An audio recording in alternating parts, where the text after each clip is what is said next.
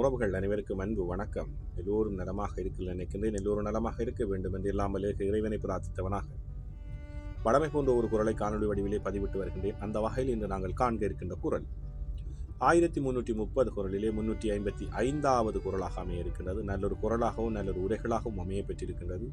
அடிக்கடி நாங்கள் ஒரு கேள்விப்பட்ட எங்கள் காதுகளிலே கேள்விப்பட்ட ஒரு குரலாகத்தான் இது அமையும் என்று நினைக்கின்றேன். குரலை காண்போமாக இருந்தால், எப்பொருள் எத்தன்மை ஆயினும் அப்பொருள் மெய்ப்பொருள் காண்பது அறிவு.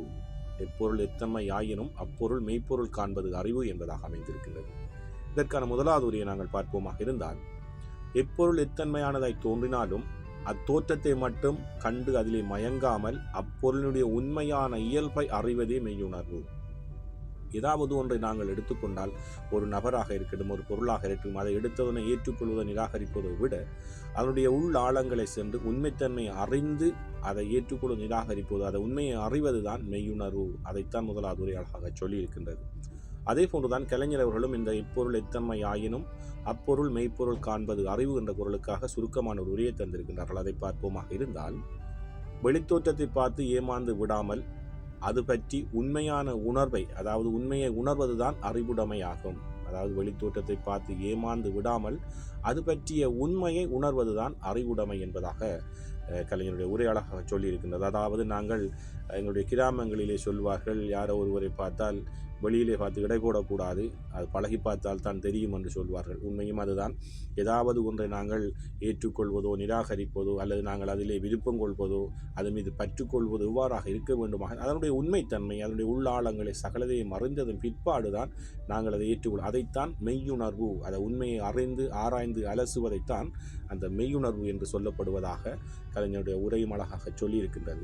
அதே போன்றுதான் சாலமன் பாப்பை அவர்களும் எப்பொருள் எத்தன்மை ஆயினும் அப்பொருள் மெய்ப்பொருள் காண்பது அறிவு என்ற பொருளுக்காக சற்று வித்தியாசமான உரைநடையில் ஒரு உரையை தந்திருக்கிறார்கள். அதை பார்ப்போமாக இருந்தால், எந்த பொருளானாலும் அது எப்படி காட்சி தந்தாலும் அப்பொருளின் வெளித்தோற்றத்தை காணாமல், அதாவது வெளித்தோற்றத்தை காணாமல் உள்ளடக்கமாகிய உண்மை பொருளை காண்பதே மெய்யுணர்வு.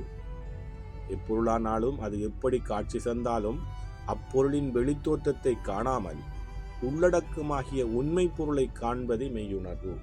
எந்த பொருளாக இருந்தாலும் சரி, அது யாராக இருந்தாலும் சரி, அவருடைய உண்மைத்தன்மையை அதை பழகி அதனுடைய உள் ஆழங்களை அறிந்து அதனுடைய தெளிவை பெற்றதன் பிற்பாடு தெளிவை பெறுவதுதான் மெய்யுணர்வு என்பதாக அமைந்திருக்கிறது. எதையும் நாங்கள் எடுத்த உடனே ஏற்றுக்கொள்ளக்கூடாது.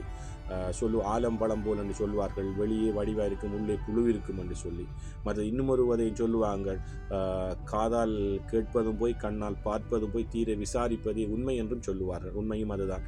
எதையும் நாங்கள் ஆராய்ந்து உண்மைத்தன்மை அறிவது, அந்த அறிவைத்தான் மெய்யுணர்வு, உண்மை உணர்தல் என்பதைத்தான் இன்றைய குரலாக சொல்லியிருக்கின்றது. உண்மையிலே 3 உரைகளும் நல்ல உரைகளாக அமைந்திருக்கின்றது.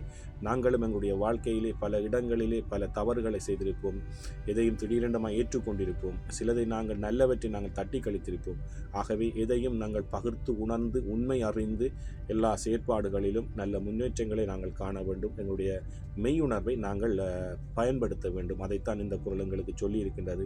இந்த சந்தர்ப்பத்திலே எதையும் நாங்கள் அலசி ஆராய்ந்து உண்மைத்தன்மையை கண்டறிய வேண்டும். எங்களுடைய மெய்யுணர்வை நாங்கள் பயன்படுத்துவோம் என்று நினைக்கின்றேன். இனிவரும் காலங்களில் நல்ல ஒரு குரலாக அமைந்திருக்கின்றது. எப்பொருள் எத்தன்மை ஆயினும் அப்பொருள் மெய்ப்பொருள் காண்பது அறிவு. மெய்யுணர்வை பயன்படுத்துவோம், வாழ்க்கையில் வெற்றி பெறுவோம். ஓம் நம சிவாய. அடுத்த குரலை சந்திக்கலாம்.